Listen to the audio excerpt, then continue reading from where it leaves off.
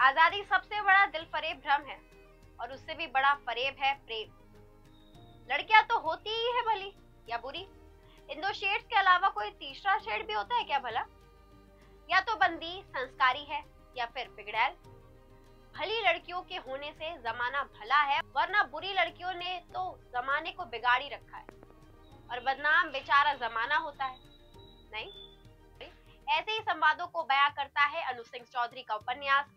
ये अनु सिंह चौधरी की तीसरी किताब और पहला उपन्यास है। इससे पहले उनका एक कहानी संग्रह नीला स्कार्फ 2014 में और 2015 में मातृत्व के विषय पर लिखी गई किताब मम्मा की डायरी प्रकाशित हो चुकी है। दोनों ही किताबें पाठकों के बीच काफी पसंद की गई। मम्मा की डायरी तो हिंदी पेरेंटिंग को लेकर लिखी गई अपनी तरह की अनूठी किताब ही है। किताब भली लड़कियां बुरी लड़कियां की कहानी मुख्यतः 4 लड़कियों के आसपास घूमती है, जिसके केंद्र में पूजा नाम की लड़की है। उपन्यास किसी छोटे शहर से दिल्ली या दिल्ली विश्वविद्यालय में आकर पढ़ने वाली लड़की के साथ साथ क्या समस्या होती है पर केंद्रित है। किताब भली लड़कियां बुरी लड़कियां हिंदी युग्म प्रकाशन से 2019 में आई। पुस्तक में 164 पेज है। करेंगे किताब के सभी पहलुओं पर बात, लेकिन उससे पहले यदि आपने हमारा चैनल सब्सक्राइब नहीं किया है तो प्लीज कर लीजिए और बेल आइकन भी दबा लीजिए ताकि आपको हमारी लेटेस्ट अपडेट मिलती रहे। मैं हूं ओशी और आप देख रहे हैं बुकबाज।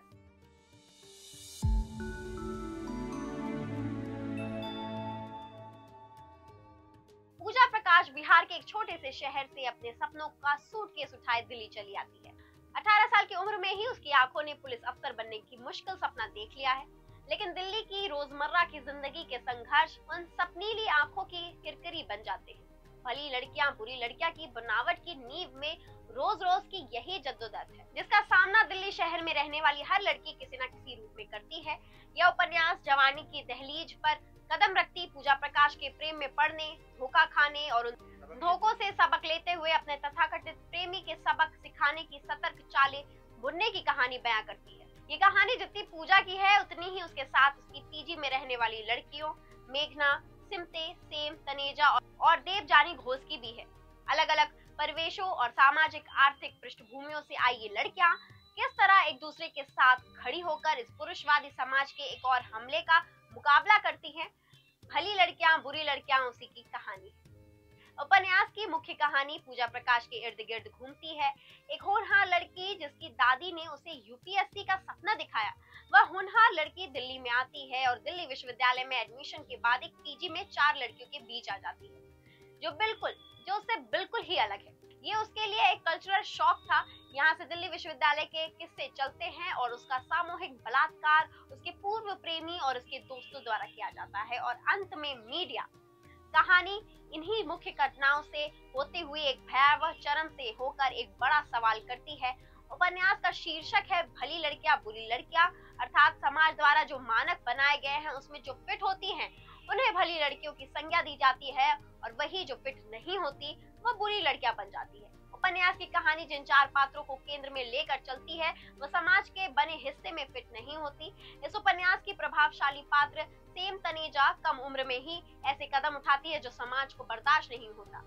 मेघना सिमते उत्तर पूर्वी भारत से आई हुई है, जिसको दिल्ली या उत्तर भारत में या तो चाइनीज कहा जाता है या फिर नेपाली। अगर ये स्वीकार भी कर ले कि वह भारत की है फिर तमाम संज्ञानों से उसे बुलाते हैं और उसके प्रति एक यौन लुलुपता रखते हैं। देवजानी घोष वह लड़की है जिसे अपनी बात खुलकर रखने पर उसे चुप कराया जाता है और एक और लड़की पूजा प्रकाश जो मुजफ्फरपुर से दिल्ली इनके बीच आ गई है। उपन्यास में लेखिका लगभग हर मुख्य पात्र के बैकग्राउंड को बताती चलती है। अरोरा आंटी की पृष्ठभूमि बताना, उनके हिस्से के संघर्ष को बताना है कि ये भी एक औरत है। एक लड़की जब दिल्ली विश्वविद्यालय आती है तो उसके साथ आता है बंधन, पर यहाँ उसे वो मिलता है जो उसे उस बंधन से आजाद होने का टूल समझ में आता है या फिर एक रास्ता दिखाई देता है। इन्हीं रास्तों पर तमाम तरह के बंधन होते हैं जो उसे आगे बढ़ने नहीं देते और प्रेम की खाल में छुपा बलात्कार इससे सबसे बड़ी त्रासदी के रूप में सामने आता है। ये किसी दैत्य सा किसी मोड़ पर खड़ा रहता है जो उसे डराता है। वास्तव में ऐसा अपराध नहीं जो अपराधी को ज्यादा अपराधी ठहराए, वरन ये लड़कियों के हिस्से में सबसे ज्यादा बुरे रूप में आता है। लड़कियों को एक तरह से समाज से बहिष्कृत कर दिया जाता है। यह एक शारीरिक हिंसा न होकर वरन सामाजिक और मानसिक हिंसा बन जाता है और ऐसे में अपराधी को कितनी कड़ी सजा दी जानी चाहिए ये तय नहीं सूझता। यहाँ तक कि भारत की न्याय व्यवस्था जघन्य अपराधों की सजा देने में 7 से 8 साल लगा देती है, जिसके कारण मन में एक रोष व्याप्त हो जाता है। लेखिका एक इंटरव्यू में बताती है कि भली या बुरी लड़कियां जैसी कोई परिभाषा ही नहीं होती, बल्कि उन्हीं परिभाषाओं के दायरे को समझने और तोड़ने की कोशिश में शायद ये किताब बन गई। ऐसी कोई परिभाषा बनाई ही नहीं जानी चाहिए। और वाकई जिन लड़कियों को भला या बुरा कहकर समाज वर्गों में बांटता है, उपन्यास पूरा होते होते उन्हीं लड़कियों को लेकर ये विश्वास हो जाता है कि उनका बुरा होना इस समाज की भलाई के लिए किस कदर जरूरी है और भला होना फिलहाल कितना गैर जरूरी है। लेखिका वाकई एक पुराने विषय पर एक नए ढंग से अपनी बात रखने में सफल हुई। असल दुविधा लड़कियों के इस शहर को अपनाने को लेकर नहीं, बल्कि ये शहर इन लड़कियों को कितना अपनाता है इस बाबत है। हालांकि उपन्यास का अंत जल्दबाजी करता सा जान पड़ता है। कहानी में बहुत सारी चीजों के खुलने की संभावना थी, लेकिन तभी उसका अंत हो गया, जो कि किसी धक्के की तरह पाठक को हैरान भी कर देता है और परेशान भी। इसे तो अभी और लंबा होना चाहिए था। आपके लिए हम किताब से कुछ पढ़ देते हैं।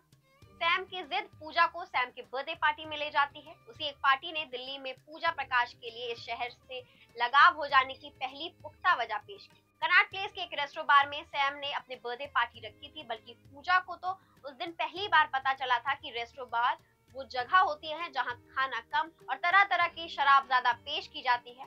पूजा को उस दिन ये भी पता चला कि पब, बार, नाइट क्लब, बिस्ट्रो, रेस्ट्रो और रेस्टोरेंट बार में अंतर होता है। इतना ही नहीं, कैफे, कॉफी हाउस, कैफेटेरिया भी एक नहीं होते। मुजफ्फरपुर में तो बाहर खाने जाने का मतलब ही होटल जाना होता है। यहाँ बाहर जाकर खाना खाने के उसी एक उद्देश्य के लिए इतने किस्म के विकल्प हैं और सब विकल्पों के अलग अलग प्रोटोकॉल। पूजा को तो खैर उस दिन ये भी पता चला कि उसके सारे कपड़े देहाती, डाउन मार्केट और गरीब टाइप है। ये ड्रेस पहनकर जाओगी तुम पार्टी में? पूजा बाथरूम से तैयार होकर निकलती ही थी कि उसके कपड़ों को देखकर मेघना की आवाज और उसके चेहरे पर उतर आई नापसंदगी पूजा को एक अदृश्य आईना दिखा दिया।